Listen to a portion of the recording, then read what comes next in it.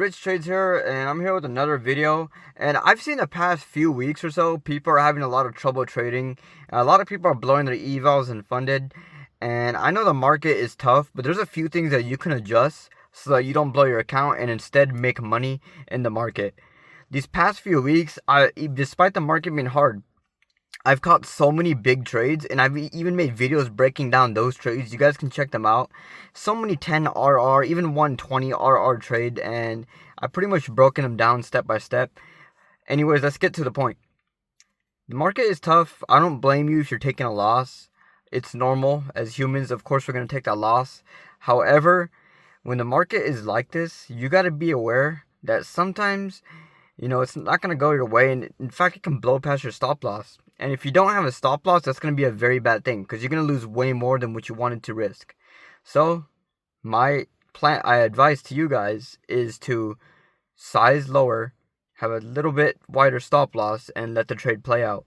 And stop trading in the first 30 minutes of open because that's just going to kill your account. I know I hold positions through open and stuff, but that's only when I have a trade already before pre-market. My stop loss is already trailed. I don't care what happens.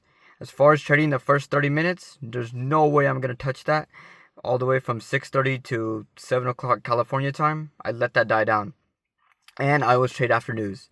I know news can come out of nowhere, especially with Trump saying, deals with Iran or Iran rejecting his offers. It's very volatile, and this is why I've actually liked YM and ES more the past few weeks. NQ is very easy to get wicked out of, but I've noticed on ES, like when I'm right, it doesn't wick me out.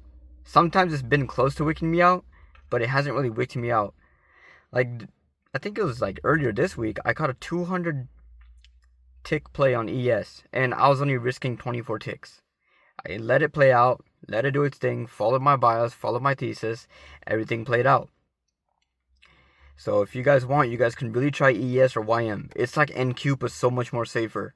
I like NQ, but when it was slower. Right now, it's way too volatile. Gold, I will do, but I make sure to trade with my strategy, of course, on gold. You can't just randomly long or short on any index. You can't be doing that. I know you'll see these big candles. Like a few days ago, we had a 900-point 5-minute candle on NQ, and there's so many people that got trapped because they wanted to buy longs and end up blowing their account. If the bias looks bullish to you, wait for a retest into your zone or whatever your strategy is and enter off that. Don't just blindly enter trades because that is going to burn you very bad as a trader, and I do not recommend it. Another thing you guys can do to get profitable in this market is right now we are waiting on Iran news, otherwise we just chop. It's news, chop. So when we chop, play the ranges. Range trading is very important. Play the bottom of the range, target the top, or wait for a breakout to either the upside or the downside of that range, then start playing in there. Because in the middle of that range is going to be the no man's land.